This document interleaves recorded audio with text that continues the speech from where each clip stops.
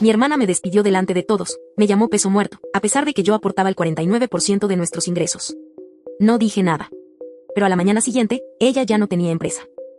Hola, soy Leora, y el mes pasado mi hermana me despidió. No porque fallara, sino porque hice que la empresa ganara más dinero que ella jamás. Se plantó en la sala de juntas, sonrió como si me estuviera haciendo un favor y dijo que ya no estaba alineada con la visión. Le di 5 años. Construye el 49% de nuestro flujo de ingresos desde cero, y ella me borró en menos de 5 minutos. Pero lo que no sabía, era que al día siguiente, recuperaría todo lo que pensó que me había robado, y ni siquiera tuve que alzar la voz. Antes de que nos adentremos, dime, ¿qué hora es donde estás escuchando y de dónde eres? Déjalo en los comentarios, los leo todos. El lunes por la mañana en Charleston nunca se sintió así. El aire aún estaba lo suficientemente cálido para llevar manga corta, pero el cielo tenía el color de una fría hoja de acero. Entré en el edificio de fachada de cristal que habíamos construido desde cero, yo con las ideas, Vera con el dinero y asentí a la recepcionista, que apartó la mirada demasiado rápido. Pensé que era solo nervios por la cumbre de otoño. Teníamos lista nuestra línea de productos, la marca Pulida. Tenía una llamada con un cliente programada para las 10. Mi taza de café reutilizable humeaba en mi palma. Adoro esa cosa, la compré en Asheville en un viaje de fin de semana antes de que papá enfermara. El ascensor sonó y me dejó en el 6º piso, donde nuestro equipo trabajaba en tranquila armonía la mayoría de los días, pero no hoy. Pasé junto a 2 empleados junior acurrucados cerca de la cafetera, hicieron una pausa en sus susurros cuando me vieron. Alguien de recursos humanos, Masila, que solía pedirme recomendaciones de té de hierbas, estaba esperando fuera de la puerta de mi oficina, y a su lado, Alan de legal, con los brazos cruzados. Mi corazón se encogió, pero aún así sonreí. Buenos días. ¿Qué está pasando? No me devolvieron la sonrisa. Masí habló como si estuviera leyendo un guión. Leora, necesitamos revisar algunos documentos contigo. ¿Podemos pasar? Ni siquiera llegué a iniciar sesión en mi computadora. No llegué a encender la lámpara de escritorio que siempre dejaba inclinada. Ya había una carpeta esperándome en mi escritorio. Me la entregaron como si fuera una citación, aviso de despido con efecto inmediato, un acuerdo de confidencialidad que prácticamente me amordazaba para no hablar de nada, un cheque de indemnización que se sentía como un soborno. ¿Por qué? Pregunté, mi voz aún tranquila.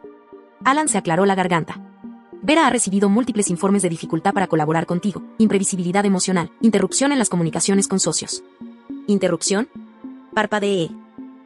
¿Te refieres al acuerdo de bienestar corporativo que cerré el mes pasado que añadió un 40% al crecimiento del tercer trimestre? Masí no respondió, sus ojos se desviaron hacia Alan. Aporto casi la mitad de nuestros ingresos brutos y me despiden 2 días antes de la cumbre. Ella está ejerciendo sus derechos como accionista mayoritaria, respondió Alan con suavidad. Los derechos de voto de la Junta son solo suyos, según el fideicomiso de su padre. Claro. Papá. Su documento de hace 7 años, solo firma esto ahora, lo actualizaremos después, el que confía en Vera para enmendar conmigo cuando llegara el momento. Me senté allí, el calor extendiéndose por mi pecho, no por ira, todavía no, sino por el ardor de la humillación. Ni siquiera bajó ella misma para decírmelo. Nos pidió que nos aseguráramos de que fuera profesional, susurró Masí. ¿Profesional? Sí, como embolsar un cuerpo y no manchar la alfombra de sangre. Me dejaron sola para recoger mis cosas. ¿Pero qué recoges cuando has puesto tu alma en un lugar durante 12 años? No empaqué mucho, solo la taza blanca astillada con Built for Nothing y escrita en ella con letra que se desvanecía, un cuaderno de ideas que nunca llegarían a la sala de presentación, una foto mía y de Vera, con los brazos entrelazados en nuestro primer puesto pop-up en 2014. La saqué del marco y la metí en mi bolso, boca abajo. La oficina estaba demasiado silenciosa. Nadie hablaba, nadie me miraba, excepto una nota amarilla pegada en el borde de mi monitor. Decía, lo siento. Todos lo sabemos, no reconocí la letra, no necesitaba hacerlo. Mientras caminaba por el pasillo, mis tacones resonando un poco demasiado fuerte, pasé por la sala de conferencias de cristal. Vera estaba de pie al frente de la mesa, ensayando para su gran presentación.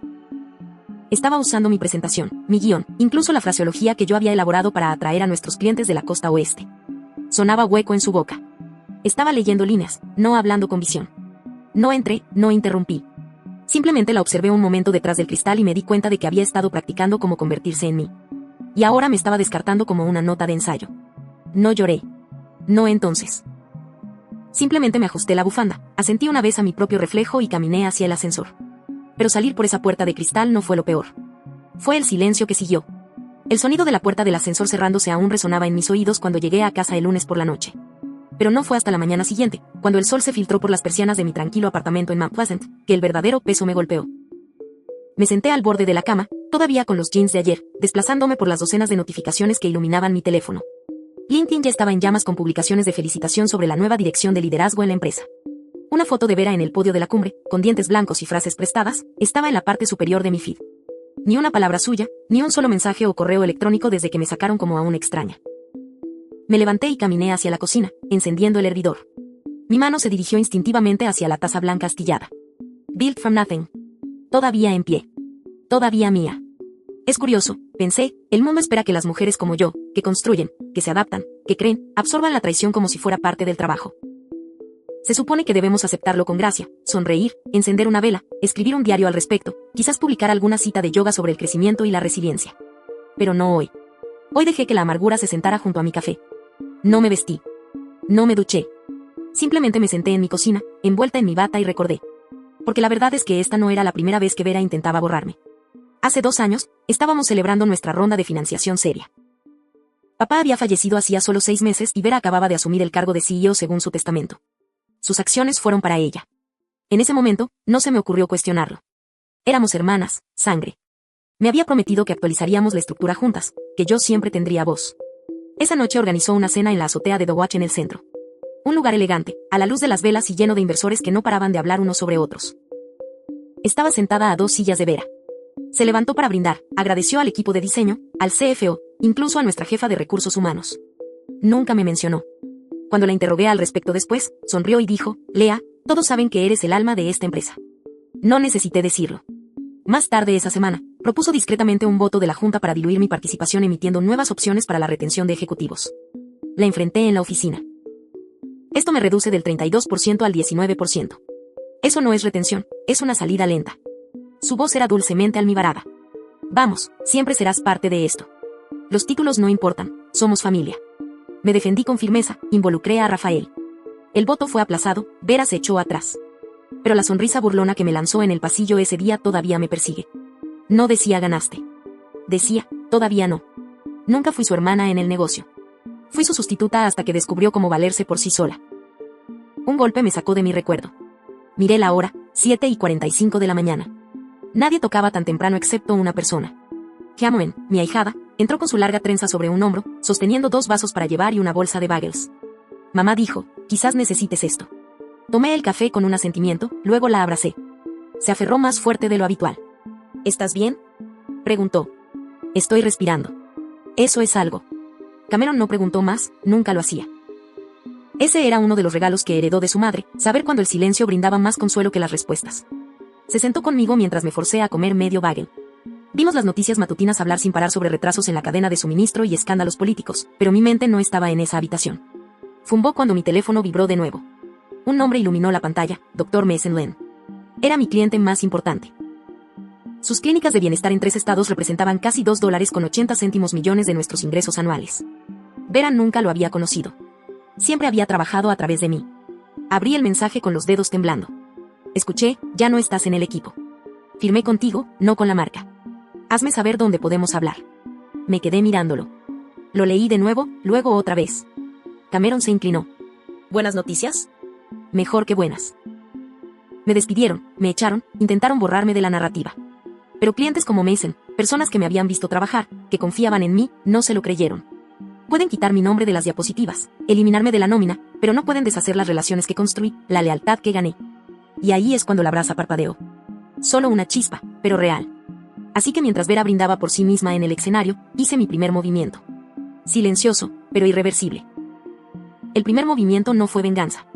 Fue recuperación. Y comenzó con un nombre, Rafael. Nos reunimos a la mañana siguiente en un pequeño café librería escondido cerca de King Street. El tipo de lugar que olía a papel usado y granos de espresso. La ciudad apenas despertaba, lenta y brumosa, y dentro, el bajo murmullo de la conversación cubría la mesa de la esquina que siempre usábamos cuando no queríamos que nos encontraran. Rafael ya estaba allí, de espaldas a la pared, sus ojos escaneando el frente por costumbre. Nunca decía mucho más de lo necesario. Su fuerza no estaba en el ruido, sino en la precisión. Me deslicé en la silla frente a él, dejé mi bolso sin decir una palabra. Él empujó un cappuccino hacia mí. Sin azúcar. Todavía como te gusta. Asentí, luego le sostuve la mirada. ¿Qué encontraste? Abrió su portátil, inclinando la pantalla hacia mí mientras la protegía con un menú doblado. Ese gesto por sí solo aceleró mi ritmo cardíaco. Rafael nunca protegía las pantallas a menos que fuera algo serio. Ha estado desviando dinero, contratos de consultoría, a través de un proveedor fantasma. Su voz apenas era un susurro.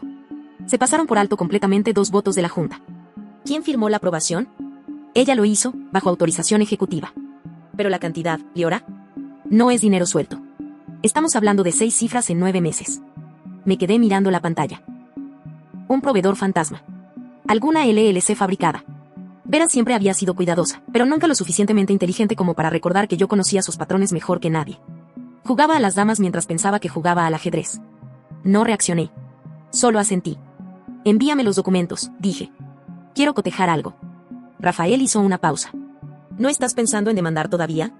Todavía no, dije. Estoy pensando en influencia.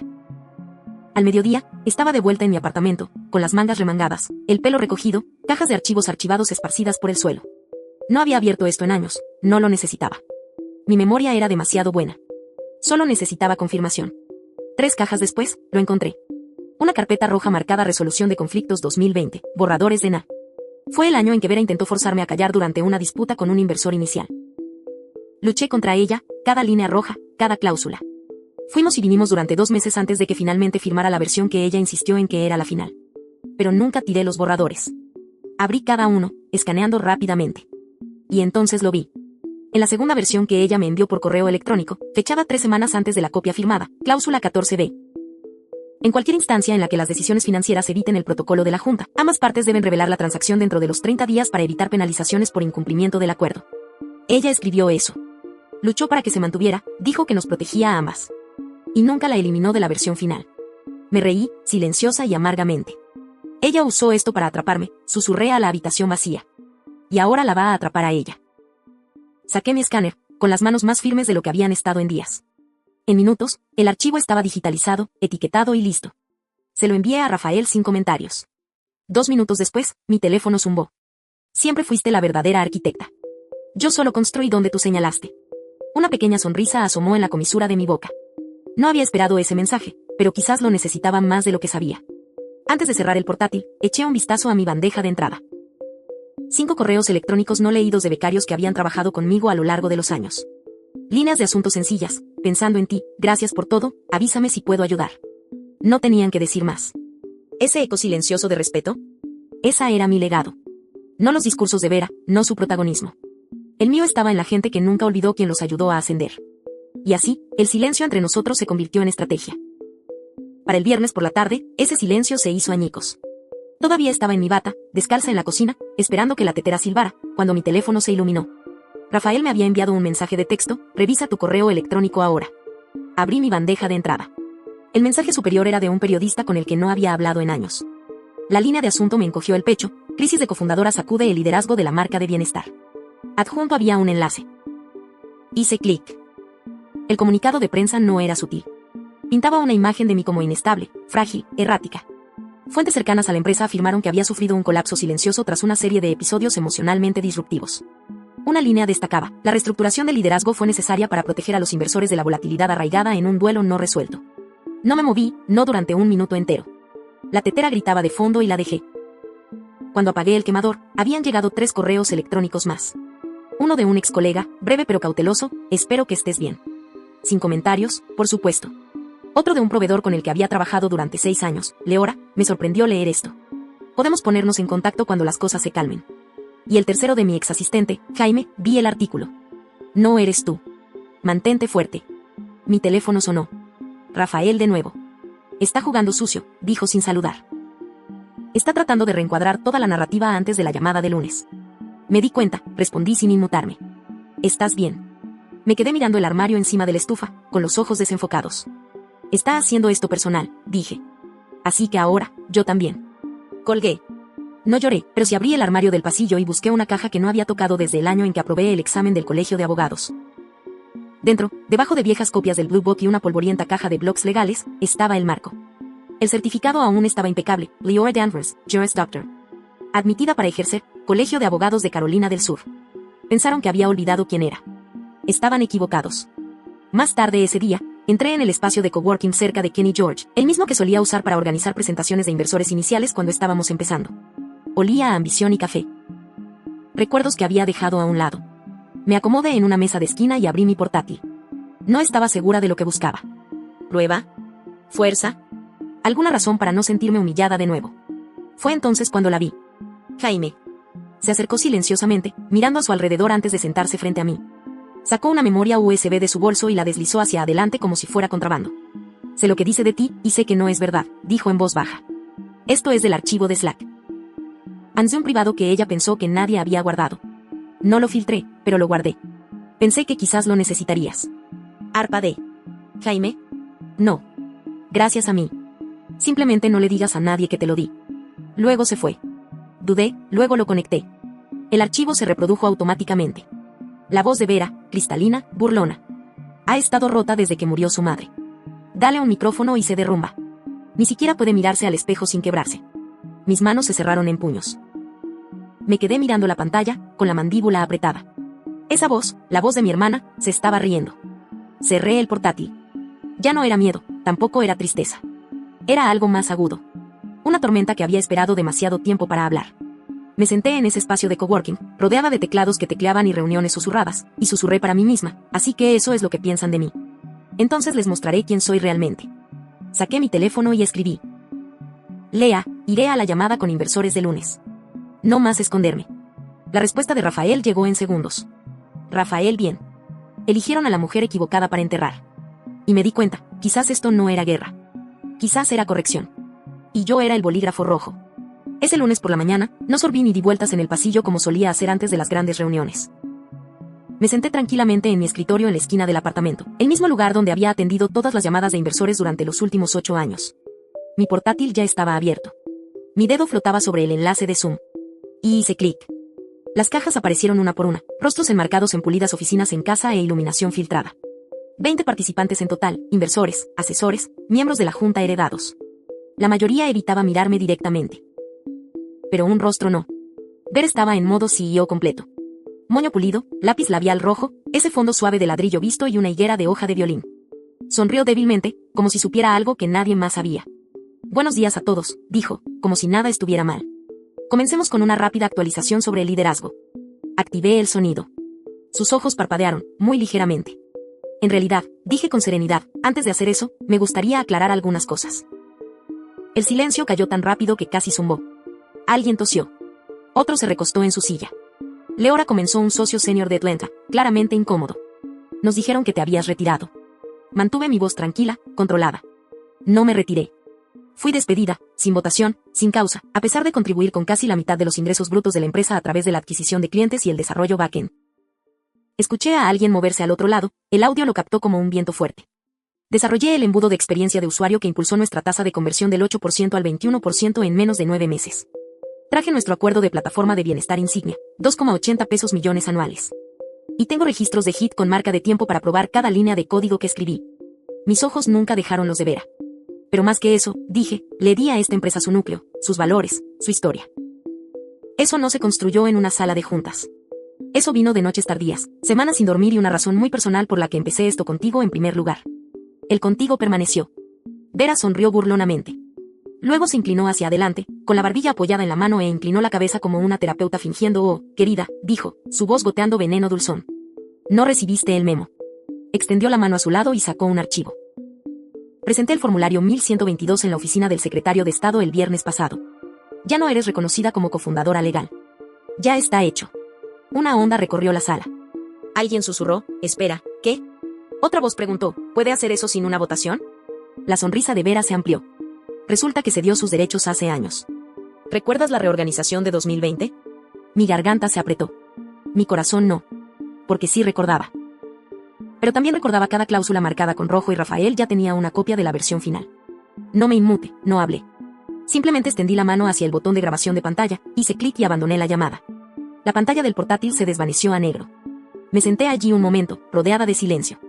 Luego me recosté en mi silla, miré el ventilador de techo mientras hacía su lento círculo y alcancé mi teléfono. Había una llamada que necesitaba hacer. Una voz respondió después de 2 timbres. Carter, Nolan Hirou. ¿En qué puedo ayudarle? Soy Leora Danvers, dije con claridad. Me gustaría hablar con alguien sobre la destitución ilegal de cofundadores y fraude corporativo. Una pausa. Luego, espera, eres la cofundadora que intentaron despedir, ¿verdad? Sonreí solo ligeramente. Esa soy yo. La recepcionista de Carter, Nolan Hirou, me recordó. Y quizás esa fue la primera sorpresa del día. No porque esperara ser olvidada, sino porque habían pasado años desde la última vez que crucé esa pesada puerta de nogal con algo parecido a la confianza. Pero esta vez no estaba allí para dudar de un contrato. Estaba aquí para proteger todo lo que había construido de alguien que compartía mi sangre pero no mis principios. Me acompañaron arriba. La sala de juntas era elegante, paredes de cristal, revestimiento de madera minimalista y ni un solo centímetro de espacio desperdiciado. Diane Kessler entró precisamente a las 2 y 3 de la tarde, toda traje gris y sin rodeos. Se sentó frente a mí y abrió la carpeta sin charla trivial. Ya me caía bien. He revisado las presentaciones del formulario 1122, dijo, golpeando su bolígrafo en el borde del papel. Tu documentación de capital original y contratos de propiedad intelectual están intactos. ¿Lo que presentaron? Falsificado. No de manera descuidada, pero no lo suficiente como para sostenerse en la corte. Se inclinó ligeramente, asintiendo una vez. Sus ojos se encontraron con los míos. Esto no es solo un despido injusto, señorita Danvers. Es fraude corporativo. Esas 3 palabras deberían haber sonado como un trueno, pero todo lo que sentí fue calma. Mientras su asociado reunía las mociones necesarias para una orden de emergencia, escaneé la lista de pruebas. Registros de HIT, cadenas de correos electrónicos, el acuerdo de confidencialidad con la línea roja que Vera había pasado por alto, y los registros del sistema, cada contacto de cliente que vinculaba su confianza a mi nombre, no solo a la marca. Para cuando salí del bufete, Charleston había comenzado a oscurecer. El atardecer de otoño pintaba el horizonte con pinceladas de ámbar y lila. Caminé por el camino largo de regreso a mi apartamento, por East Bay Street, solo para respirar. Era una paz falsa. Esa noche, mientras recalentaba sopa de calabaza sobrante, mi teléfono zumbó, luego otra vez y otra vez. Me sequé las manos y lo recogí. 3 mensajes no leídos. Oye, me enteré de lo que está pasando. ¿Estás bien? Alguien está diciendo que tuviste un colapso. Vera dijo que estuviste hospitalizada hace unos años. ¿Por qué le dice a la gente que robaste código backend de una startup en Denver? Me quedé quieta, la cuchara a medio camino, la sopa olvidada. La campaña de desprestigio había comenzado, y Vera no se contenía. Abrí mi portátil, revisé LinkedIn. Efectivamente, se estaban compartiendo chivatazos anónimos bajo publicaciones vagas sobre la inestabilidad de cofundadores y el robo de código propietario.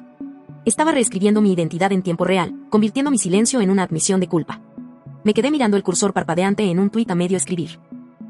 Siempre hay alguien listo para quemar la casa que no construyó solo para verte congelarte. Mi dedo flotaba. Pude sentir la presión en mi garganta de nuevo, la que conocía bien, la que solía venir en oleadas después del funeral de mamá, cuando Vera hacía comentarios maliciosos como, algunas personas simplemente se derrumban bajo presión, ¿verdad? Me quedé mirando el tuit.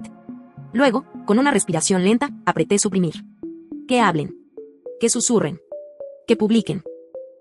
No necesitaba explicarme a una audiencia que aplaudía al villano con mejor relaciones públicas. Cerré Twitter, caminé hacia el armario del pasillo, y detrás de una pila de suéteres viejos, saqué el pequeño disco duro plateado que el abuelo me dio la semana después de que llegó nuestra financiación inicial. Algún día, dijo, la verdad no necesitará tu voz. Tendrá tus archivos. No lo había tocado en 4 años, pero esta noche se convertiría en el testigo más importante que tenía. Lo enchufé. El suave zumbido era casi reconfortante.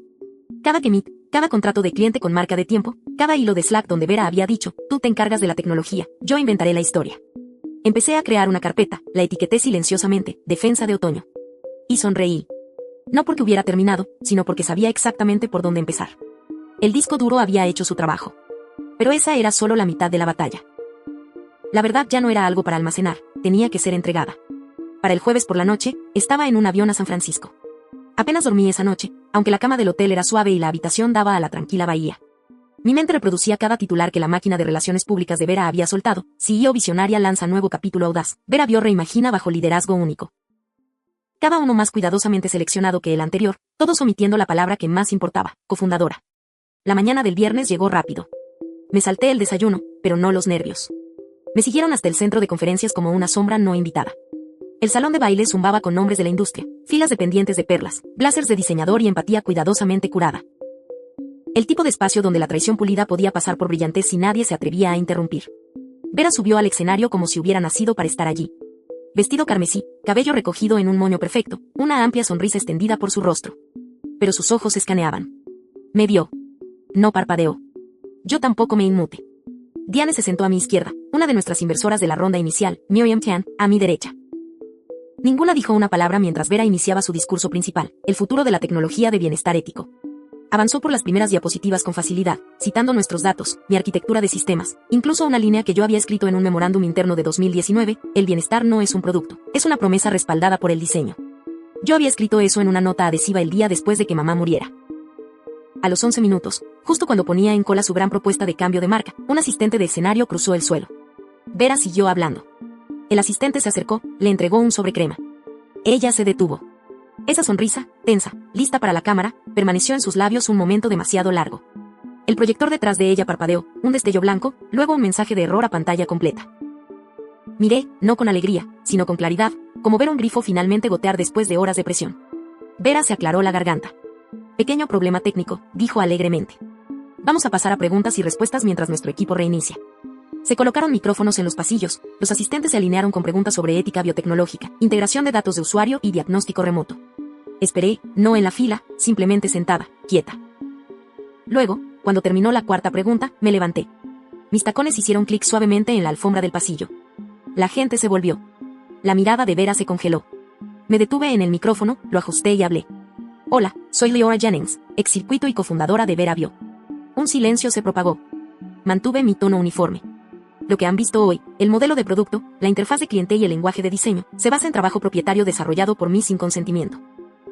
Este asunto está ahora bajo revisión legal. Un hombre de la tercera fila dejó caer su bolígrafo. Otra mujer susurró, espera, es su hermana. El rostro de Vera no se movió, pero su mano lentamente se apartó del clique. No alcé la voz, no insulté, no me disculpé. Simplemente me quedé allí, dejando que el peso de la verdad ocupara el aire que ella había pasado meses llenando de tergiversaciones. La seguridad no se me acercó, ningún moderador me cortó el micrófono. En cambio, Miriam se inclinó y susurró, eso es todo lo que necesitábamos. Después de la sesión, salí al pasillo. La primera persona en encontrarme no fue seguridad, fue un inversor que no reconocí, uno que me entregó su tarjeta y dijo, hemos estado observando cómo se desarrolla esto, y francamente, ya era hora de que alguien lo llamara por su nombre. Otra mujer lo siguió. Fui becaria en Vera el año pasado. Lo sabíamos. Todos lo sabíamos.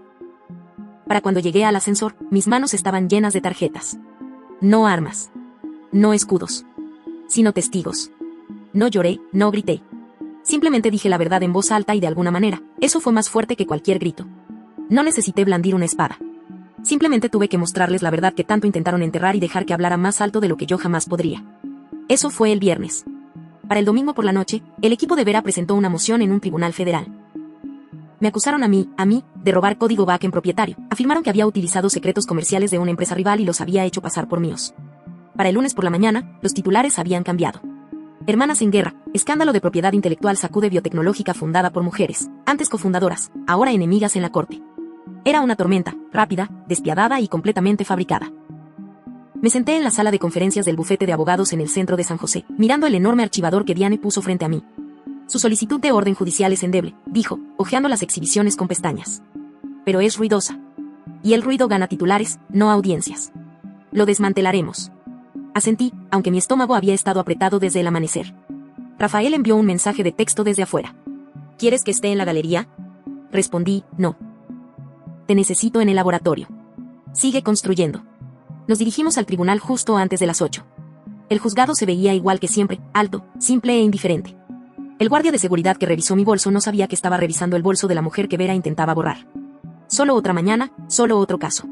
Pero una vez dentro del departamento 4, las cosas se agudizaron. Vera se sentó al otro lado del pasillo con su nuevo equipo legal. No era su equipo pulido habitual, estos eran litigantes curtidos en relaciones públicas, aptos para la cámara. Uno vestía un traje a rayas tan rígido que pude oírlo crujir cuando se inclinó. Vera no me miró, pero pude sentir su presencia, la forma en que sientes una avispa dando vueltas alrededor de tu cabeza. Calma por fuera, veneno bajo la superficie. El juez entró en la sala. De pie, comenzaron los procedimientos. Todo fue procesal hasta que Diane pidió permiso para incorporar una adenda del expediente patrimonial al registro. Su señoría, dijo serenamente. Este documento fue sellado por el patrimonio de la familia Giannini y custodiado por un fideicomiso de terceros. Solo se abrió bajo orden judicial relacionada con la revisión de la propiedad intelectual. El juez asintió. Un empleado se acercó al estrado, entregó el sobre Manila. Yo no lo había visto antes. Tampoco Vera. Al abrirlo el juez, alzó una ceja. Luego lo leyó en voz alta. Cláusula 17.2. En caso de disputa organizacional, la plena autoridad creativa y los derechos de propiedad intelectual revertirán a la cofundadora que sea autora del diseño original de la experiencia de usuario y la plataforma, a saber, la señorita Leora Jennings, según presentación notarial y registro de HIT con marca de tiempo. La sala del tribunal quedó en silencio. No me moví, ni siquiera cuando el abogado de Vera se inclinó y le susurró algo con pánico al oído. Parpadeó una, 2 veces. El juez continuó. Esta cláusula es anterior a su presentación del formulario 1122 en 4 años. La señorita Jennings nunca renunció a su participación. De hecho, figura aquí como teniendo control mayoritario en caso de disolución interna. Colocó el documento sobre la mesa. Y así, el aire cambió. La expresión de Vera se resquebrajó. No públicamente, no de manera teatral, solo lo suficiente. Un tic de incredulidad.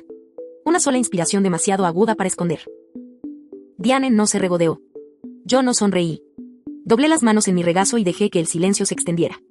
El tipo de silencio que llena los pulmones cuando la verdad finalmente llega después de haber sido silenciada demasiado tiempo. El juez se aclaró la garganta. Haremos un receso. Aconsejo a la defensa de la señorita Thorne que reconsidere los méritos de su caso antes de continuar. Me levanté lentamente. Mis piernas se sentían pesadas, pero mi pecho estaba ligero. No por triunfo, sino por algo más antiguo, más profundo. Una especie de desenroscamientos. Mientras salíamos al pasillo, Diane se inclinó hacia mí. Tu abuelo presentó esa cláusula en 2018. Probablemente sabía que este día podría llegar. No hablé, pero por dentro un calor floreció. No alegría, no orgullo. Alivio. Alivio de que alguien hubiera creído en mí antes de que yo supiera que los necesitaría. Mientras los periodistas inundaban el vestíbulo y las cámaras se inclinaban para echar un vistazo a las hermanas en guerra, seguí caminando. Pasé el ruido, pasé los flashes, hacia el sol. Algunas pérdidas no te quitan el aliento. Te lo devuelven. 2 semanas habían pasado desde la audiencia, pero todavía vivía en el fondo de mi mente, como el clic final de una caja fuerte. Silencioso, final, irrevocable. Esa mañana salí temprano, antes de que se asentara el calor, antes de que el mundo recordara quién era yo. La vieja casa ya no estaba, vendida durante la sucesión. Pero el jardín del abuelo aún permanecía, mitad salvaje, mitad leal. El toronjil se había colado entre el tomillo, y las hortensias se inclinaban pesadas por la negligencia. Pero seguía siendo su espacio. Caminé lentamente por el viejo sendero de losa, pasando las yemas de los dedos por las barandillas de madera astillada. Los rosales estaban demasiado grandes, rebeldes de una manera que me hizo sonreír. Me detuve bajo la higuera, me senté en el banco oxidado y saqué la carta de mi bolso. El papel estaba suave, amarillento por los bordes. Su letra era inconfundible, ligeramente inclinada, tinta azul, siempre en cursiva. Leora. Si estás leyendo esto, no hice mi trabajo lo suficientemente pronto. Nunca fuiste la segunda. Simplemente pensé que no necesitabas que lo dijera. Me equivoqué. Siempre fuiste tú la que mantenía las cosas juntas, incluso cuando no era tu trabajo. Siento haber dejado que otros pensaran lo contrario. Abuelo. Me senté un rato, escuchando el viento remover las hojas secas. No lloré. Ya no lo necesitaba. A última hora de la tarde, regresé en coche al nuevo campus de San Diego. Mi campus. No más la firma de Vera en las puertas. No más miradas de reojo, preguntándome si aún pertenecía. Se había instalado una placa modesta la semana anterior, el Centro Bundy para el Descubrimiento Celular. Estacioné en la parte trasera y entré por la entrada del personal, de la misma manera que siempre solía hacerlo. Hábito, quizás. Humildad. Al entrar, la recepcionista levantó la vista y sonrió. Bienvenida de nuevo, doctora Bundy. Lo dijo como si siempre hubiera sido mío. Asentí, devolví la sonrisa y caminé por el pasillo hacia la oficina que me habían asignado. No era en una esquina, no era ostentosa, pero daba a los árboles del campus y tenía espacio para pizarras y marcas de café. Me quedé en el umbral un momento antes de entrar. Las paredes aún estaban desnudas, el escritorio limpio. Pero el segundo cajón a la derecha, el cajón del abuelo. El que había traído del viejo laboratorio. Esperaba. Lo abrí lentamente. Ahí estaba. El bolígrafo de marfil. Todavía suave, todavía frío al tacto. El que él me había dado cuando entré en Stanford no lo había usado en años, no desde antes de que Vera y yo dividiéramos roles. No desde que dejé de sentir que cualquier cosa que desde que dejé de sentir que cualquier cosa que construía duraría lo suficiente como para firmar. Pero ahora había algo que terminar. En la mesa frente a mí estaba el acuerdo final de transferencia, con la renuncia de Vera y la reasignación completa de acciones. Ni una cláusula sin tocar, ni un dígito faltante. Mi abogada ya había hecho el trabajo duro. Este era el último pliegue en la página, la firma que cerraba la puerta. Destapé el bolígrafo, hice una pausa, respiré hondo, luego escribí mi nombre.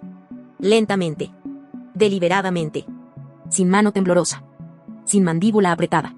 Solo presencia. Leora Jennings, cofundadora y directora creativa. No era venganza. Ni siquiera era triunfo. Era equilibrio. Era mío. Dejé el bolígrafo suavemente y miré afuera.